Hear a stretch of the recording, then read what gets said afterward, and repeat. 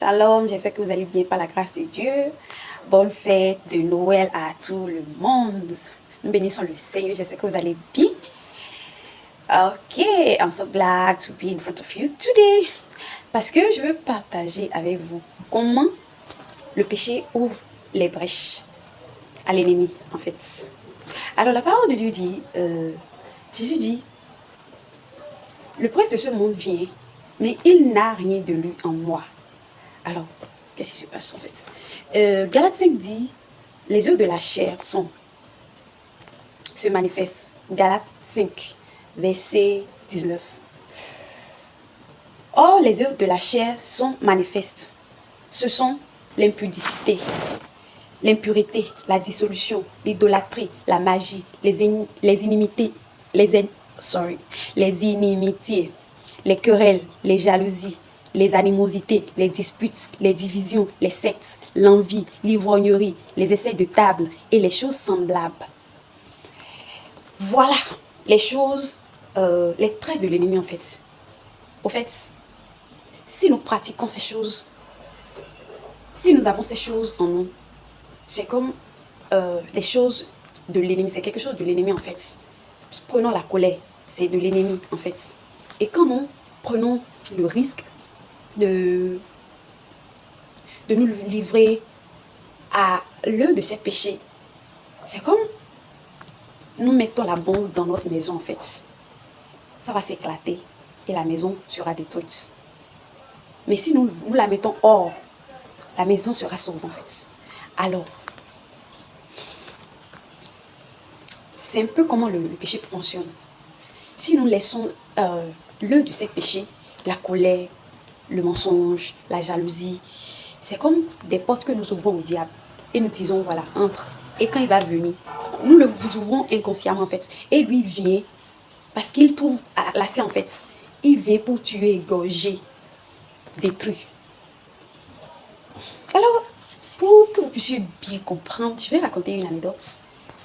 Voilà, moi, je suis née dans une grande famille. Amen, alléluia. Je bénis le Seigneur pour ma vie. Et je bénis le Seigneur pour votre famille aussi. Et pour vos parents. Merci, ils sont une bénédiction. Alors, quand je vais à la maison, il y a mes tantes, mon oncle, ça dit, donc il faudrait que tu viennes chez eux. Et c'est une grande famille en fait. Et quand j'y vais, je n'arrive pas à aller chez tout le monde. Et quand on tombe sur toi par hasard, tu dis, ah, Tata, comment tu vas? Tu es bienvenue. Et les enfants, toute la famille, les activités, oui, quand est-ce que tu es venue? Elle est venue hier. Oui, oui, oui, je suis venue. Elle est venue, voilà. Moi-même, je m'aligne en fait. Et c'est devenu une habitude en fait. Et à chaque fois, c'est ce que je fais. Parce que le programme est tellement chargé où quand j'y vais, je n'arrive pas à aller saluer ceux que je dois saluer. Je supplie que le Seigneur, le Saint-Esprit me donne la sagesse. L'esprit de sagesse me donne la sagesse de pouvoir savoir gérer cette situation, de savoir avoir la sagesse de pouvoir donner, honorer les parents comme cela se doit. Que ce soit mon partage et que ce soit votre partage si vous êtes dans le cas. Amen. Parce que les parents sont pas à négliger. C'est nos parents et nous devons les considérer en fait. Quoi qu'en soit les paramètres, nous devons les considérer, nous devons les honorer. Amen. Alors, et c'est devenu, je le fais souvent. Et c'est quelque chose que j'ai oublié. Et quand j'ai commencé par déclarer l'identité, capacité, héritage, pour ceux qui ne connaissent pas ces 3 séries, c'est devenu même 4 séries, parce qu'il y a la volonté qui s'est ajoutée à ça. Déclarer ça, vous allez voir, le Seigneur va vous faire du bien.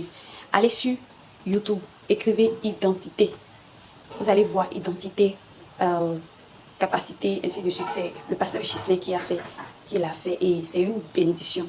Donc, allez-y seulement, vous allez voir les bénédictions, ce que Dieu va vous faire à travers ces vidéos. Amen. Alors, j'ai commencé par déclarer cette parole. J'avais oublié tout ce que, voilà, l'histoire là en fait, le fait de dire non, j'ai mangé, tu es déjà rentré pratiquement peut-être une semaine et tu dis, tu es rentré avant-hier en fait. Et j'ai commencé par déclarer la parole et c'est comme ça, j'avais oublié que j'avais rêvé, j'avais fait un rêve la veille Et je me posais la question, mais j'ai rêvé, qu'est-ce que j'ai rêvé? De quoi j'ai rêvé vraiment? Je me rappelle plus. Donc j'ai continué ma journée et j'ai continué ma déclaration.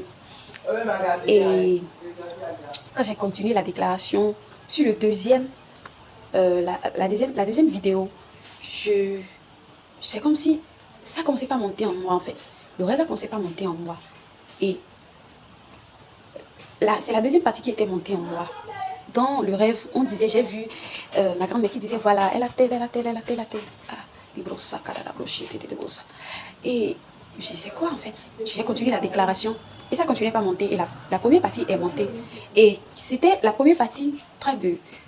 On me montrait dans le rêve comment comme d'habitude, je rentre à la maison. On dit, ah, quand est-ce que tu es venu? Je dis, non, je suis venu hier, en fait. Ça a ouvert une brèche, en fait, à l'ennemi. Et c'est ça qui a causé la partie B, en fait. Voilà, telle chose. Ah, cet esprit. Et le Seigneur me fait comprendre que voilà comment tu as laissé la brèche à l'ennemi, en fait. Et le Seigneur, je bénis le Seigneur, il m'a révélé là. Il aime attaquer l'iniquité. Il ne prend pas, genre, il ne traite pas avec le péché, en fait. C'est-à-dire, il va attaquer l'arbre même, en fait. Et il m'a guéri, je bénis le Seigneur. Alors, si vous êtes dans le cas et vous êtes dans la colère, dans le mensonge, c'est-à-dire, faites attention à partir d'aujourd'hui, tout ce que vous faites, faites attention. Faites attention à tout ce que vous dites, en fait, parce que ce sont des brèches, ce sont des portes que nous ouvrons inconsciemment. Le Seigneur m'a guéri et je me suis vraiment repentie d'avoir choisi. Je pouvais demander la sagesse de cet esprit. Alors, je vous en supplie, faites attention. Ne laissons pas des brèches à l'ennemi, pas nos attitudes, disons la vérité, même si ça doit nous coûter la vie, en fait. Disons la vérité, oui, disons la vérité. Et restons dans la sainteté. Parce que Dieu a dit que nous sommes le temple. Nous sommes le temple. Et nous sommes censés laisser de bonnes choses en nous, en fait, pour la gloire de son nom. Nous ne devons pas rester dans ces choses, dans la fornication, dans tout ça là. Donc il y a aussi le péché sexuel, en fait, qui ouvre beaucoup de portes, en fait, à l'ennemi. Parce que ça dit, la parole de Dieu dit, quand tu te mets avec la prostituée, ça dit, ça dit, vous devenez une chair, en fait. Vous devenez une chair. Et les malédictions, si c'est malédiction, ça dit, tu partages sa malédiction avec elle, en fait. Vous devenez une seule chair, en fait. Et supposons une personne qui se met avec beaucoup de personnes, en fait. Beaucoup de prostituées. Ça fait en fait, des liens, ça dit, perpétuel, en fait. Ça dit, tu te lis avec beaucoup de personnes et tu partages beaucoup de choses avec eux, en fait. Comment est-ce que tu pourras aller en avant? Que le Seigneur nous aide, nous donne la sagesse. Il y a beaucoup d'autres péchés que nous avons cités ici qui ouvrent des brèches à l'ennemi. Mais je prie que le Saint-Esprit nous en délivre, que le Saint-Esprit nous donne la force et la sagesse de pouvoir faire face et de pouvoir triompher. Merci, que le Seigneur vous bénisse. Bonne fête de Noël à tout un chacun de nous. Je vous aime. Shalom, shalom, peace.